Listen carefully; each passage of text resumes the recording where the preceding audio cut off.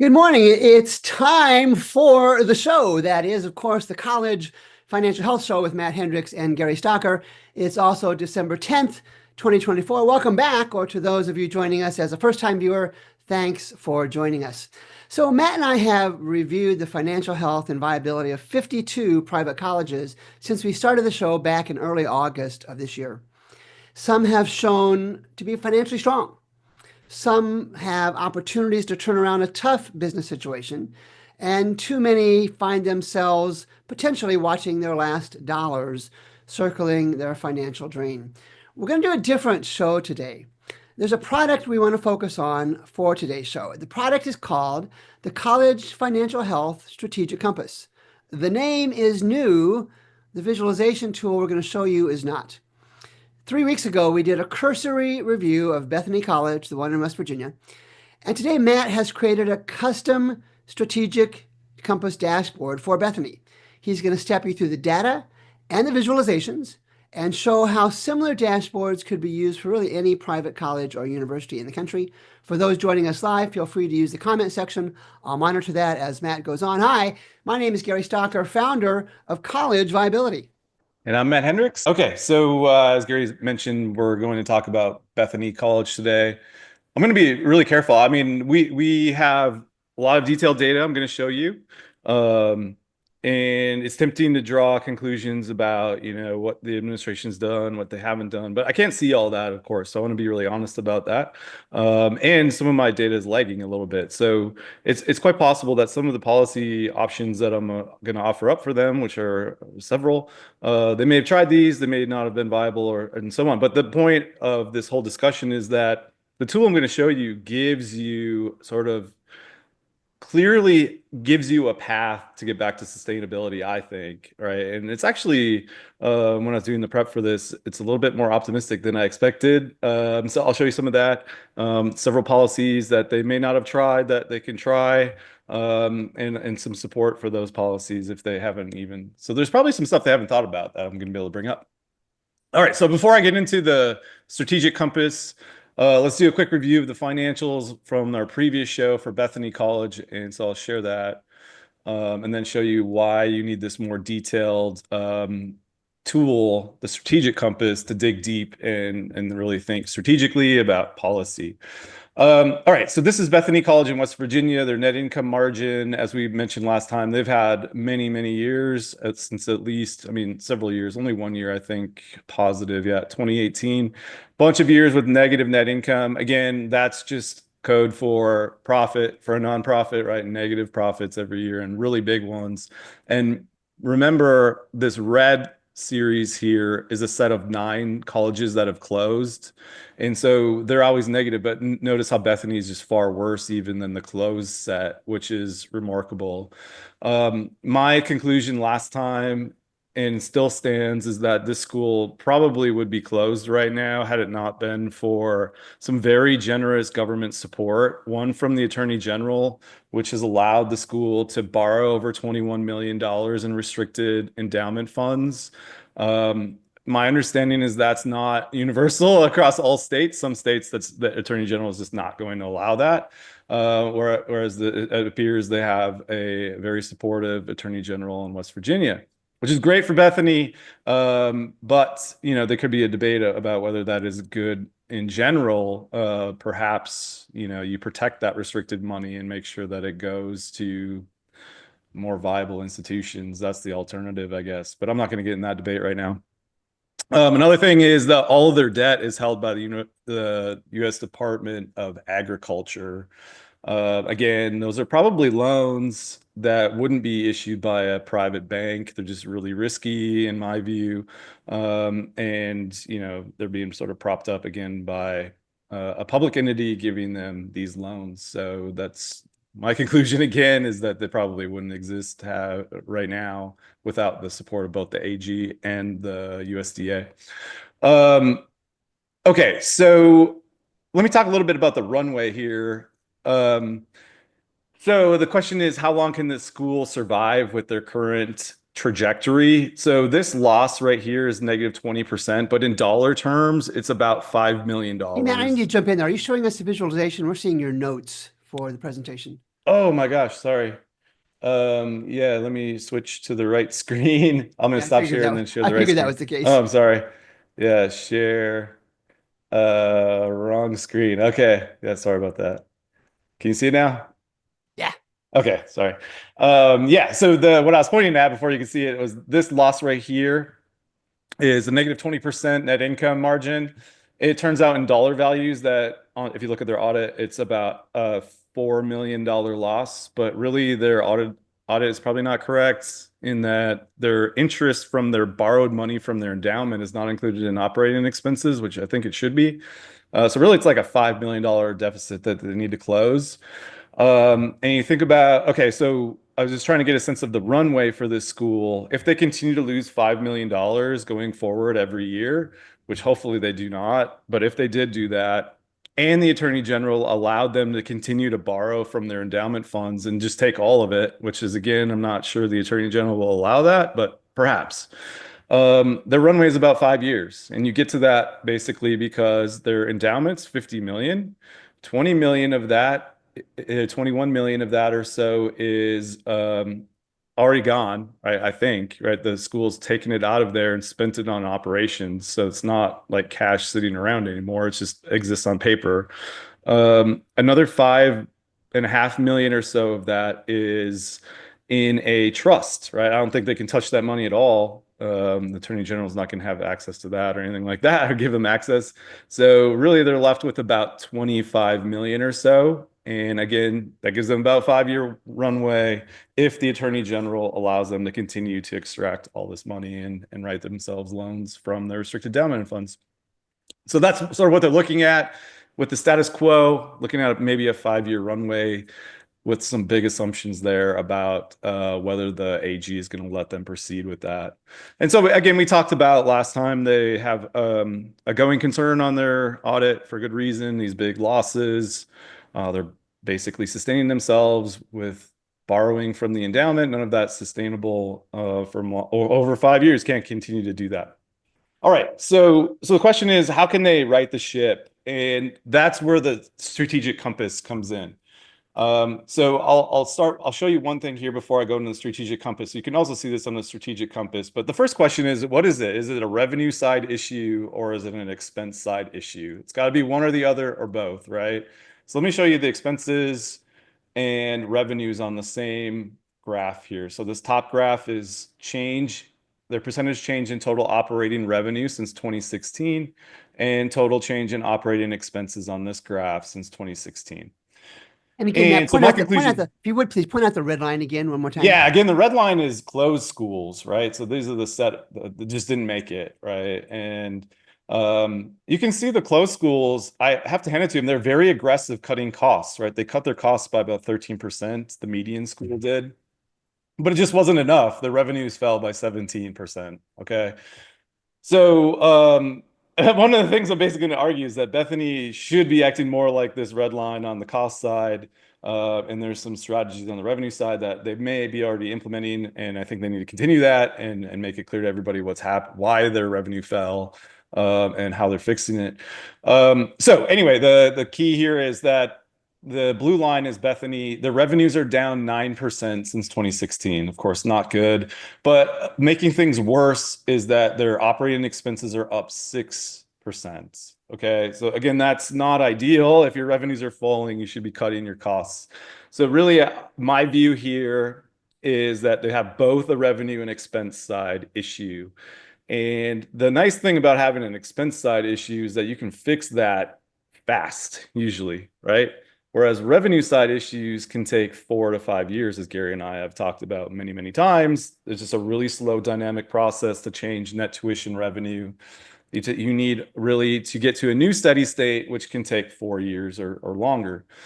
So I see lots of opportunities on the expense side. Expenses are higher. They should be lower. They can be much closer to this red line, actually, than what they are right now, and sort of cut their way to a close to balanced budget to at least make that runway longer and get the revenue side back up. All right, so that's sort of the idea that I have just looking at this right away. Okay, so let's take a look at the strategic compass. And so this is for Bethany College. What's the point of this thing? The point of this thing is to bring in all the data that we can to get an outside-in view of the school and then give us the best possibility we possibly can get to dig deep into policy questions, right? I don't want to just sit on the surface and say, hey, yeah, they have an expense problem, and then throw it back to them and say, hey, guys, figure out your expense problem. I can say a lot about where those expense problems are with this app, and I'm going to dig into that. So really the point of this is to let the data tell you where your school is weird, where it's odd. And 99% of the time, in my experience, where your school is odd, those are where the problems and opportunities are in terms of policy. And honestly, I think policy making is very easy once you understand where you're weird. The policy fixes are just obvious, I think, at that point. And I'll just show you what I mean by that by showing you this example with Bethany. All right, so first, let me just give you a little sense of how this works. So there's an AI, not really fancy AI. It's a nearest neighbors machine learning algorithm to try to find the peer set. It's called KNN for short, K nearest neighbors. Basically, intuitively, what it is you have the whole world, the whole United States um, population of universities, right, and colleges, and have all the characteristics for Private all of colleges, these. universities. And private, yeah, I have private and public. I have for profit. I have them all together, all the data. And what I do is feed all the characteristics of these schools into a big database. And in this case, we're talking about Bethany. So you have this target school of Bethany. And basically, what the algorithm does is on all those characteristics, measure the distance between Bethany and all the other schools in the world, in the country, on every metric, and then sort of su summarize that distance, right? And selects the K. K I pick, right? The number I usually pick 35. It'll pick the 35 closest peers on cumulatively on all of those metrics. And not just geographic peers, right? Yes. So one of them is geographics, like how far away in miles as a bird would fly is the school from Bethany. How big is the school in terms of enrollment, different types of enrollment, graduate enrollment, professional student enrollment. How selective are they? What's their size of their endowment? How big Okay. is their revenue? What kinds of revenues do they have? How big are those? What's their Carnegie classification? So there are at least 24, probably, yeah, more than that, in this algorithm, and it's measuring essentially how similar other schools are to Bethany. And then I select the ones that are 35 that are the most similar usually. And that peer set here is the K and N peer set. Actually, in this case, it looks like I didn't do 35 in this case. I wanted to do 35 total. So I did 35 from that, or I did like, I think I did 25 or so from the KNN. And then there's a self-reported peer set. And I get this. So the school, every school almost reports a peer set to the Department of Education. Right. And I use that as well. And it's nice to have different peer sets. So I usually do several peer sets to just check how robust results are. But Very this is their nice. Very nice. self-reported peer set. A lot of them are overlapping with the K&N peers, although they did pick a lot of schools that are far bigger than they are, which is problematic for doing strategic benchmarking because you get a bigger variance if you don't have sort of a range below and above in terms of size. Any questions on this, Gary? Does it make sense how this works? So I've got No, two peer I'm anxious to sets. see how you applied the strategic compass to the rest of the reports on the left. Yeah, yeah. All right. So let's take a look at I'll just start digging in. Like I said, they have an expense issue and a revenue issue. Let's start on the expense side and see how far we can drill down. And this is where the app is really, really useful. So there's lots of ways to look at expenses. I'm not going to do a lot of switching, but you can switch to different peer sets if you had this tool. I'm just going to go with all the schools lumped together, all 35. And again, that's the KNN set plus their self-reported peers and show you the result. So basically, they do have a spending problem. It's confirmed right here. They're about $3.6 million in fiscal year 22 higher spending than you would expect. And quick to show you why I say that. This is total expenses versus operating revenue and number of students, FTE enrollment, and total expenses on the vertical axis. If you take all of the peers for 3 years, it looks like I have 4 years actually, 2020, 21, 22, and 23, and put them all in this three-dimensional space, you can see it's almost linear, right? It's like a plane, right? The plane is, long story short, the plane is where every school really would be if they're like average for their revenue and size, okay? And see those red dots there? I'll back up a little bit. Those red dots are Bethany. All right, I hope this is clear. Maybe it's not super clear, but three-dimensional graphs a little bit tricky. That's why I have the summary results above. But 2023, their actual spending was 25 million. Their predicted spending is 21.6. All right. The way I say that predicted spending, it would be the value rate on that plane given their revenue and size. And they're always high, right? They're high all the 4 years that you can see there above the plane. That's not ideal. You want to be at the plane or potentially below it, right? Spending less than expected and getting excellent results. So the question is, okay, so they got about a 4 million, 3.5 million or so overspend. Where is it? All right, so you can look at it in many different ways. You can see it's spread across a lot of different functional categories: academic support, student services. These are upper administrative. This is like your housing, food service, and I'll show you, I can dig deep and show you exactly where that high spend is. Turns out this happens to be a bad food service contract, or a high one, maybe not necessarily bad. I'm not sure what all the context is, but their food service bill is far higher than normal. Okay, so you can look at it, functional expense. You can look also at natural expenses.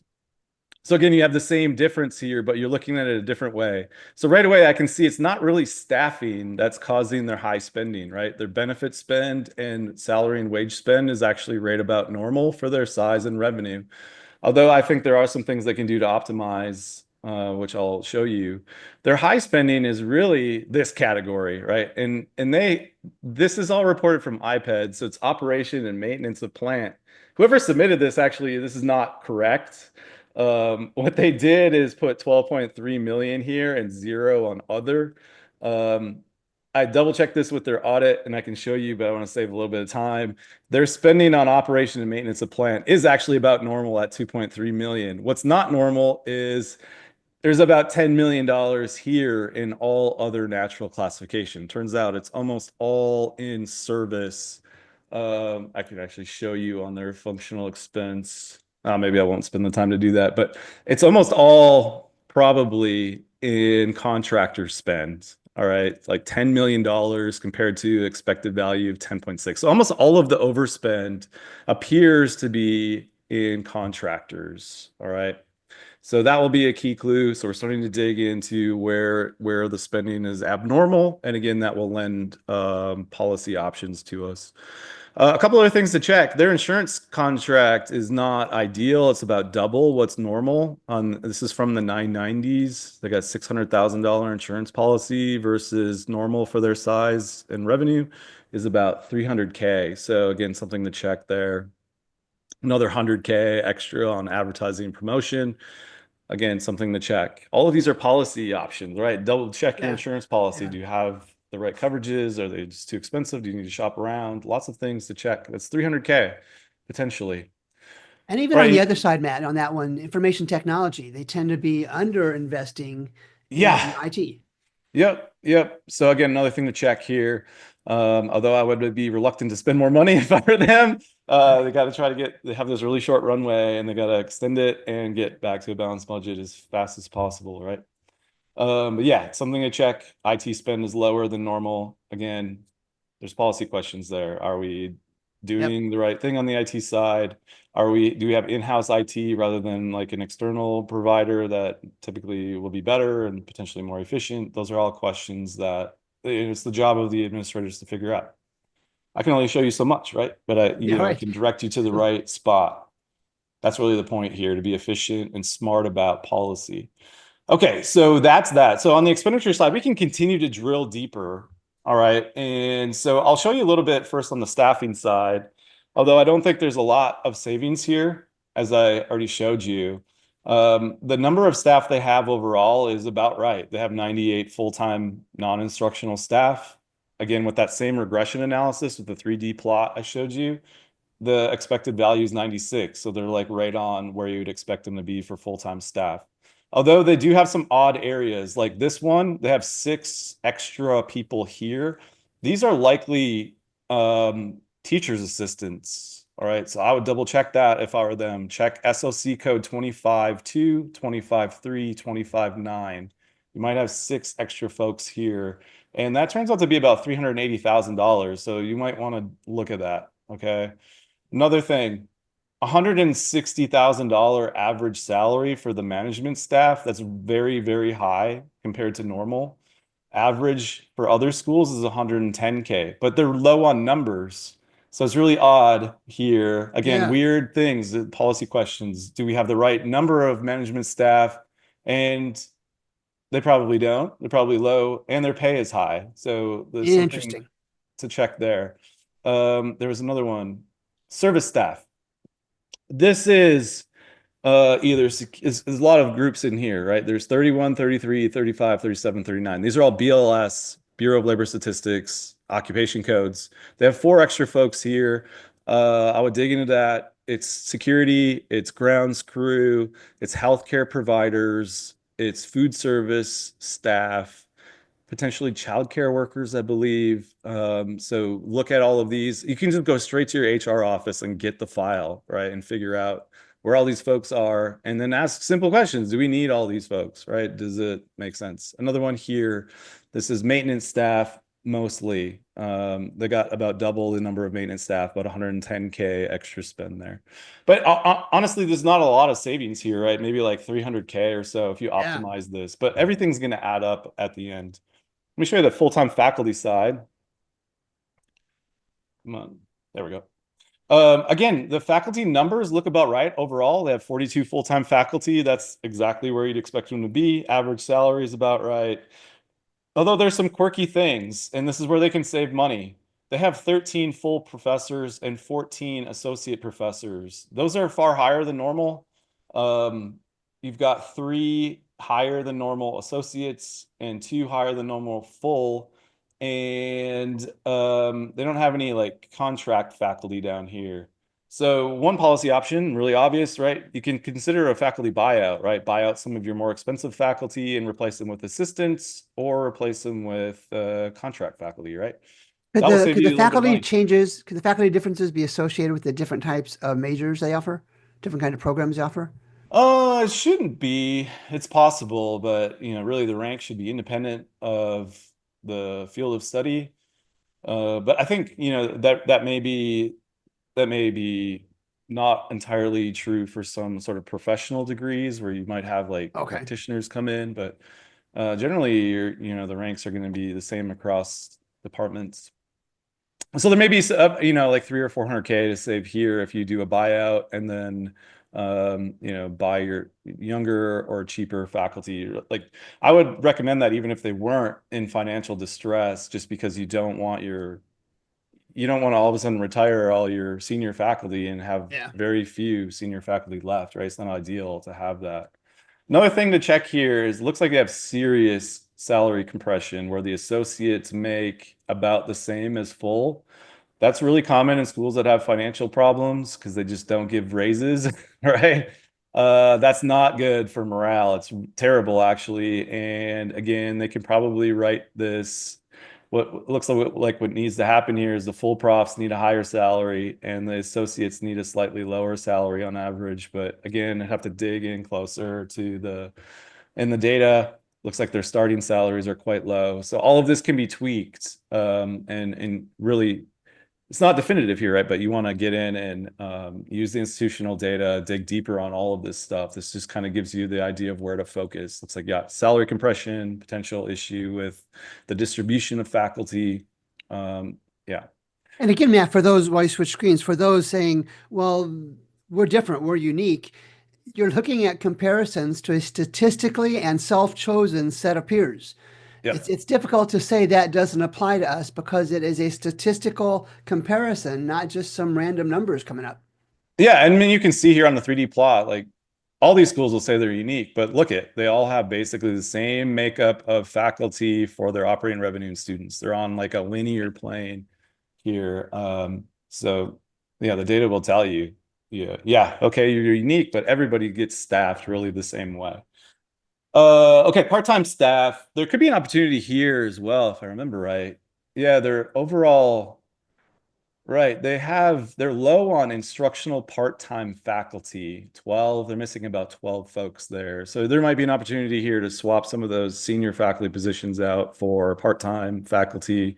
Remember, this school only has 500 students, right? So you don't want to, yeah, maybe the part-time route is good here. Another is, I mean, they're low on maybe some marketing folks, but you can dig through. There's not a lot of savings here as well. Here's Right. where the savings is. Okay, a couple things. Let me just show you, first of all, the food service contracts. That's where they probably have the biggest opportunity to save money just with one change in policy. And so here's their current food service contract in fiscal year 2023. It's $2.7 million. And I hope this is really clear. That dot is pretty high in this plane. This is full-time equivalent students down here and the food service contract up here. Okay, so what this means, long story short, is they're paying 2.7 million, and if they're average for their size, they should be paying about 1.3 million. So that is $1.4 million in savings if they can get their food service contract down to what is normal for their size. And ideally get it down to what's, Westminster has, right? Go just really simple. Check who Westminster uses for a food service vendor and talk to them. All right. I understand there may be contracts that are hard to get out of and stuff like this, but this school is very close to the end of its life, right? You need to tell your vendor, we need to get you down to $1 million somehow, right? Not 2.7. Okay. And I'm just kind of curious now, who is Westminster's food service vendor? Let's double check. So That's that's in Eaton this. Park Hospitality. Fresh Ideas, Fresh $1 ideas. million. Dollars. Fresh Ideas, Westminster in Missouri. And their current one, yeah, Eden Park, 2.7 million. They're exactly the same size. One is 2.7 million, one is 1 million. Okay, so Interesting. there's one policy right away. Should be done tomorrow. Call your vendor and tell them, hey, we need you guys to be closer to Westminster's contract, right? All right. So there's that. Next one is the number of independent contractors that they have. It's not outrageous, but again, the context here is this school's really close to dying, right? They have 12 contractors above 110, 100K reported on their 990. They should have about nine. So there's three contracts there, each with a minimum of 100K that you probably don't need, right? So it's at least 300K. So you're talking, 1.4 million from the food service. You cut out another three contracts. Yeah, you're close to 2 million.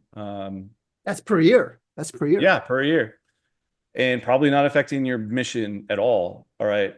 And I have other ideas here. So take a look at this EAB contract is rubbing me the wrong way because it's $400,000, $500,000. And let's see, where is it down here? 600. $600,000. And it looks like, yeah, their first year with EAB was this year, and they paid them $186,000. Whoa. Okay, And so they did, the enrollment mat has been down for the last 8 years. yeah, this is the issue. Make sure you check that your contracts are paying off. All right. I believe they hired EAB to help them grow their enrollment and ultimately grow their net tuition revenue, right? And so keep this in mind. They first started working with EAB in fiscal year 2019. Perhaps the first year, maybe that was late in the fiscal year. Perhaps the first year that they really started working with them was in 2020, where they started implementing their strategy, right? It's your job to check that it's paying off, all right, and hold your vendors accountable. Take a look at what happened shortly after they hired EAB.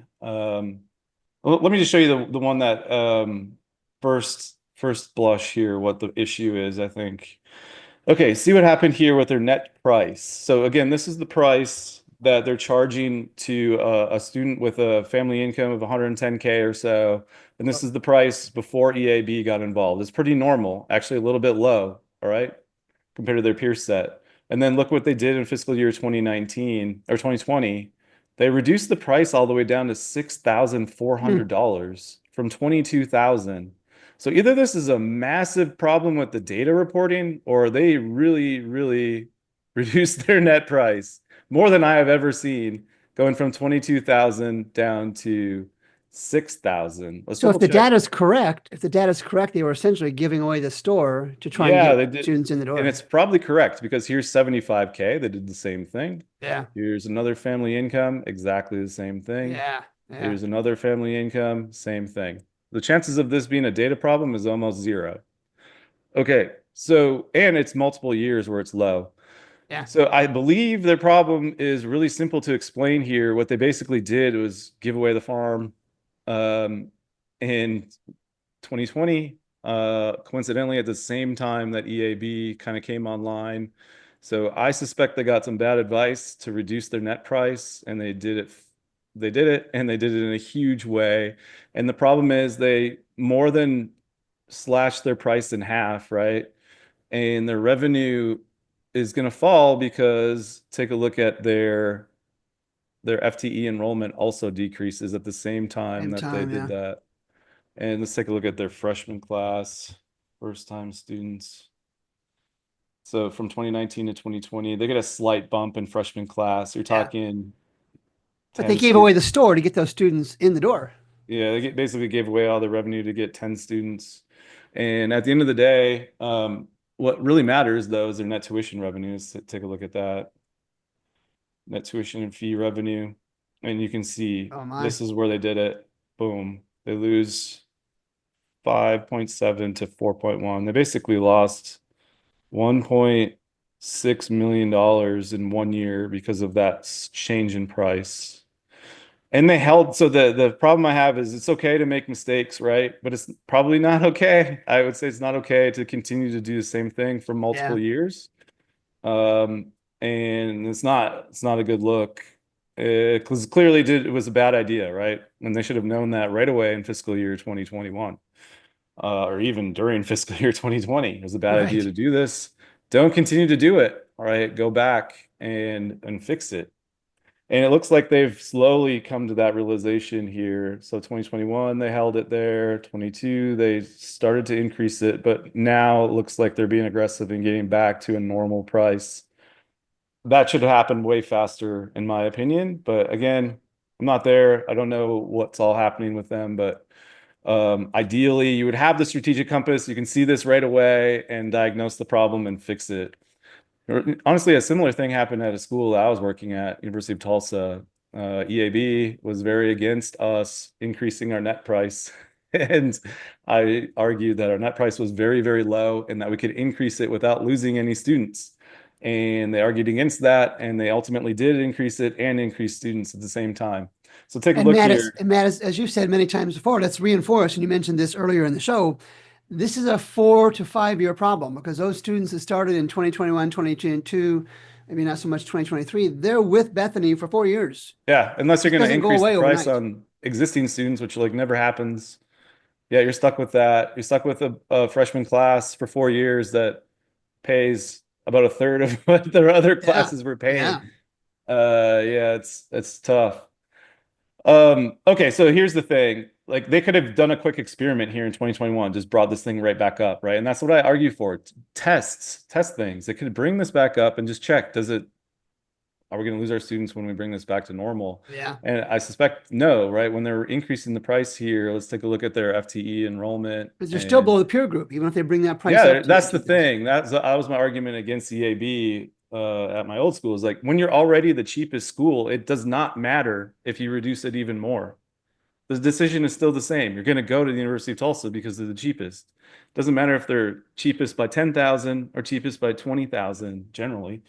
So take a look at this. Their enrollment increases at the same time that they bring the price back up. Yep. So again, any worry about losing enrollment by bringing your price back up is not founded here again because their price was just so low. And this is the second time I've seen this.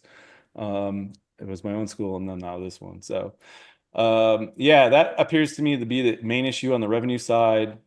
They were losing enrollment, but it wasn't catastrophic. What was catastrophic was losing all the revenue from the enrollment that you have. And they're fixing that and at the same time getting enrollment back up. So that's excellent. So there's room for optimism here. Okay, so okay, I showed you let's do, oh, I had some other contractors I wanted to show you. Just some other things. I may be wrong, but 300K for textbook rental program seems pretty high. Check it, right? Again, the same thing. You have to check and don't give the benefit of the doubt to the contract. Double check this. What's the revenue you get from this contract? What's the cost? What's the alternative? Should be doing this every year. I mean, really, do we need to be spending 400K on HVAC? The school, like I said, is near death. We need to be realistic here about what we need to do. Again, it's not a criticism of them necessarily. Maybe they have done this, but I just want to make sure that they are.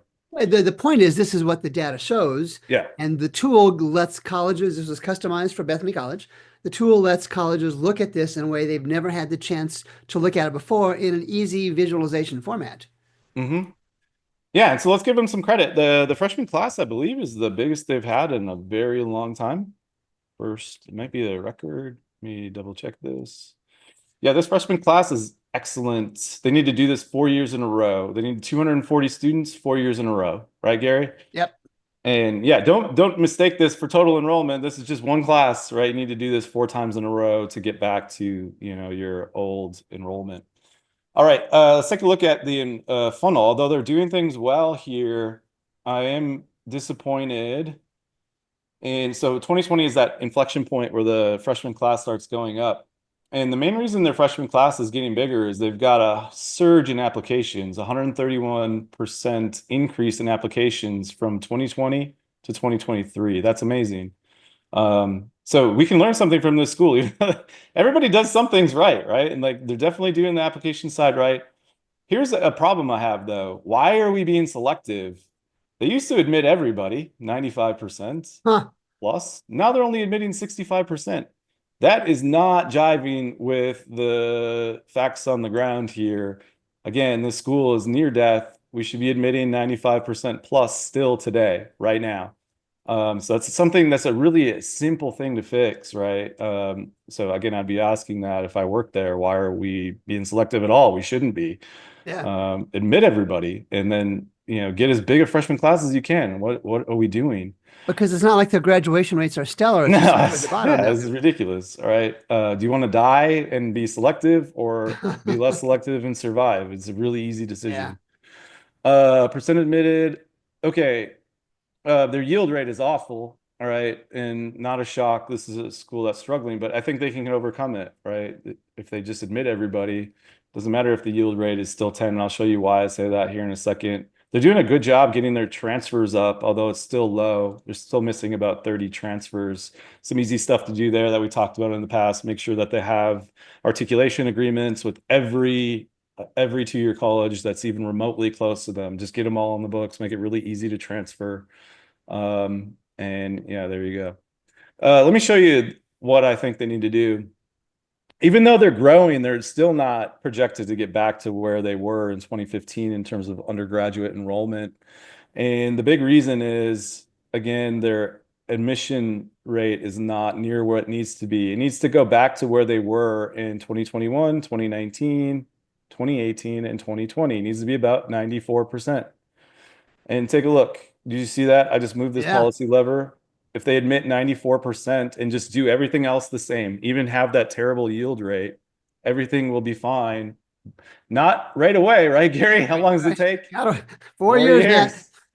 It's going to take them until 2029 or so, and they'll get back to where they need to be on the revenue side or enrollment side, and ideally on the revenue side if they get their price, keep that where it's normal.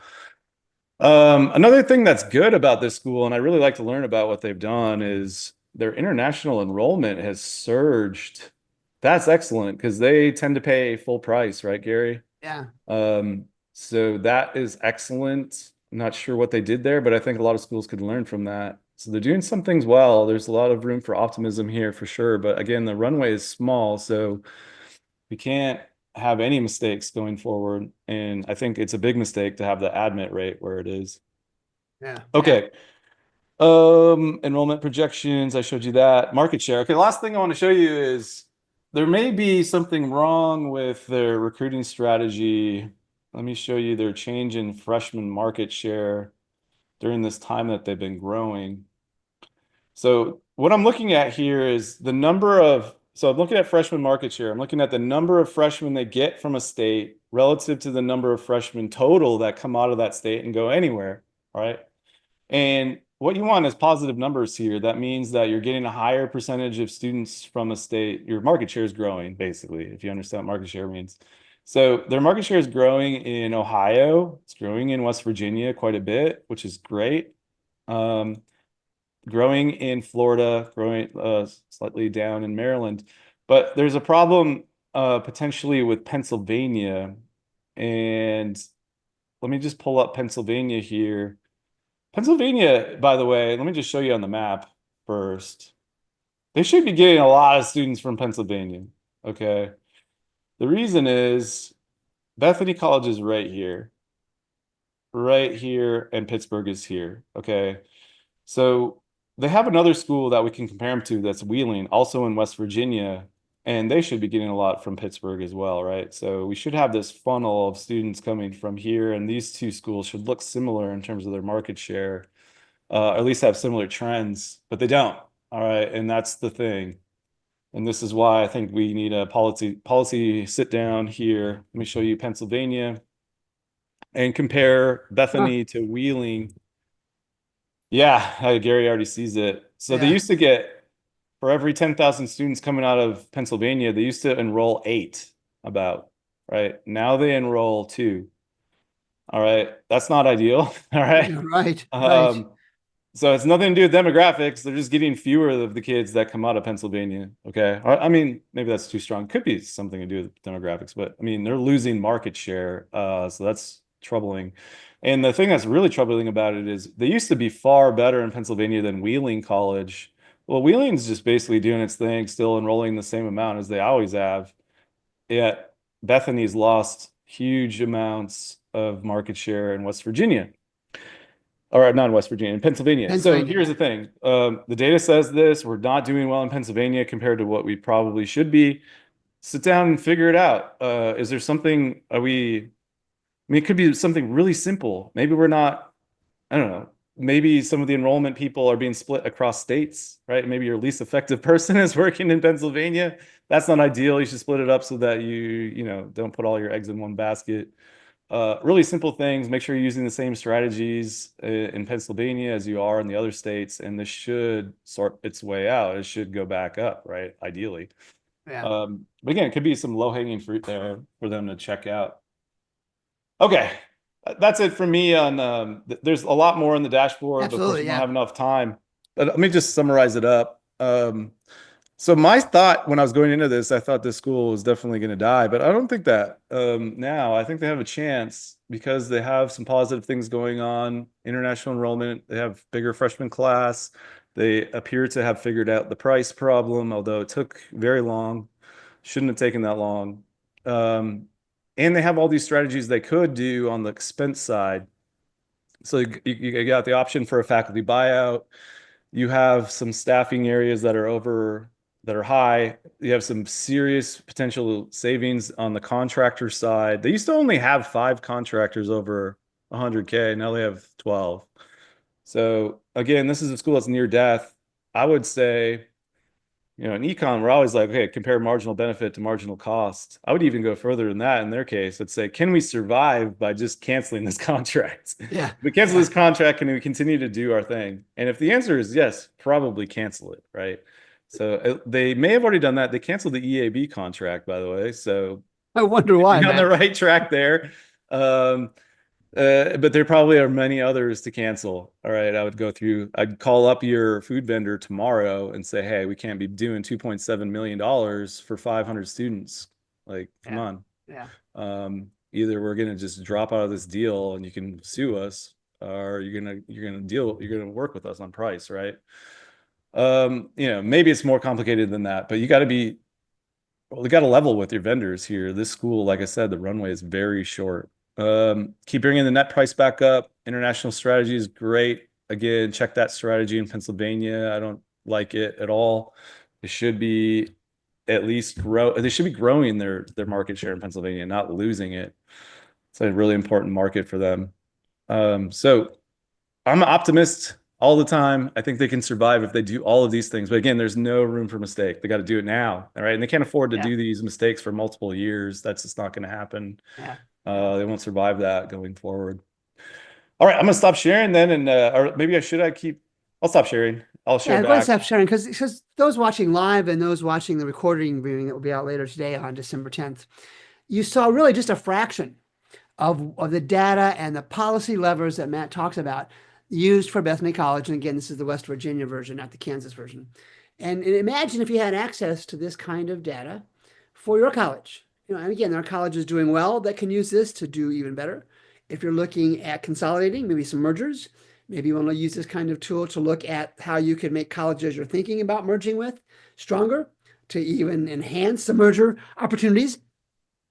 But this is a tool that I'm going to reinforce again, the pure data set that Matt has developed. It's proprietary. It's unlike the others can develop a similar thing. And you're compared to others. If you want to say that you're different, and Matt talked about this, feel free, but you're not. You're in the higher education business. At the end of the day, you provide a diploma that says, I graduated, excuse me, I graduated with a diploma from this college. It's a commodity product. And so Matt has given Bethany kind of a freebie look. Although if you're from Bethany, drop me a note. I'll find a way to get you access to the whole app so you can use it on your own. If you want to have more of a conversation, email me or Matt, and I'll include both of our contact information in the show notes. And we'll set up a chat to talk about how you might be able to use the strategic compass for your college or organization. So with that, I'm going to call that a wrap. For those watching live or listening on the recorded version, thanks for making time. For Matt Hendricks, I'm Gary Stocker. Next time we'll be back, or next week, next Tuesday, we'll be back with reviews of Christian Brothers College in Tennessee, Jacksonville University in Florida, and Carroll University in Wisconsin. Until then, for Matt Hendricks, I'm Gary Stocker. Good day.